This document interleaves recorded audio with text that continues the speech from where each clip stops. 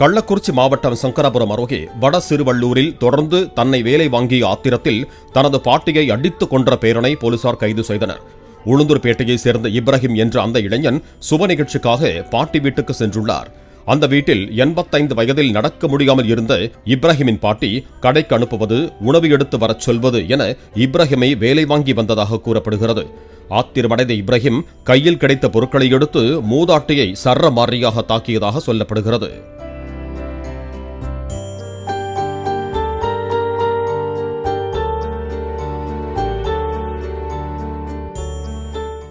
Play store மற்றும் app ஸ்டோரில் இருந்து பாலிமர் செயலியை QR கோடு மூலம் பதிவிறக்கம் செய்யுங்கள். செய்திகளை உடனுக்குடன் பெறுங்கள்.